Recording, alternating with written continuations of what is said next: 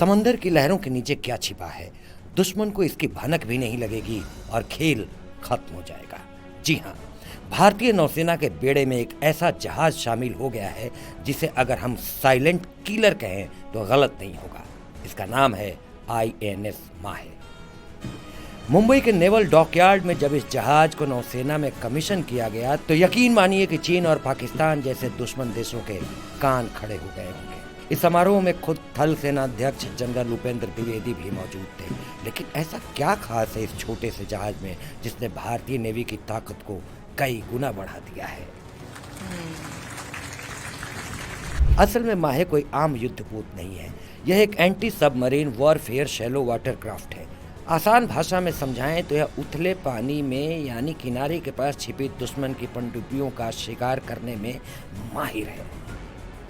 अक्सर दुश्मन की पनडुब्बियां गहरे समंदर को छोड़कर तटीय इलाकों में छिपने की कोशिश करती हैं, जहां बड़े युद्धपोत आसानी से नहीं पहुंच पाते।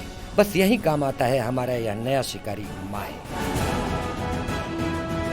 माहे की सबसे बड़ी खासियत यह है कि यह पूरी तरह से आत्मनिर्भर भारत की पहचान है।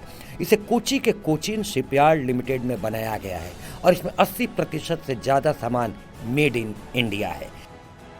यह जहाज डिजाइन से लेकर निर्माण तक भारत की बढ़ती हुई तकनीकी ताकत का सबूत है। इसे पश्चिमी तट पर तैनात किया जाएगा, जहां यह एक साइलेंट हंटर यानी खामोश शिकारी की तरह गश्त करेगा। इसकी फुर्ती और रफ्तार इसे खतरनाक बनाती है। यह आकार में भले ही बड़े विध्वंसक जहाजों से छोटा हो, लेकिन इसकी मारक क्षमता बहुत सटीक है। यह दुश्मन की पनडुब्बियों को डिटेक्ट कर सकता है, उनका पीछा कर सकता है और ज़रूरत पड़ने पर उन्हें तबाह भी कर सकता है। देश के महत्वपूर्ण समुद्री रास्तों और बंदरगाहों की सुरक्षा अब इसी माहे के भरोसे होगी। इस जहाज का नाम माहे रखा गया है, जो मालाबार तट के ऐतिहासिक शहर के नाम पर है। लेकिन सबसे दिलचस्प बात है इसका प्रतीक चिन्ह यानी इसका क्रेस्ट। इस जहाज के क्रेस्ट पर उर्मी की तस्वीर बनी है।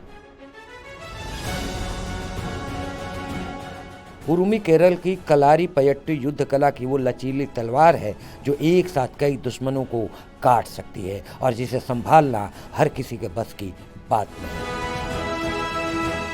जैसे उरुमी तेज और घातक होती है, ठीक वैसा ही स्वभाव है INS माहे का। जनरल उपेंद्र द्विवेदी ने इसे कमीशन करते हुए साफ कहा कि यह जहाज तटीय क्षेत्रों में भारत के प्रभुत्व को बनाए रखने के लिए बहुत ज़रूरी है। अब भारत की सीमाएं पहले से ज़्यादा सुरक्षित हैं, क्योंकि अगर कोई दुश्मन पानी के नीचे छिपकर आने की कोशिश करेगा तो ऊपर माहे उसका इंतज़ार कर रहा होगा। यह भारत की समुद्री सुरक्षा में एक नया अध्याय है।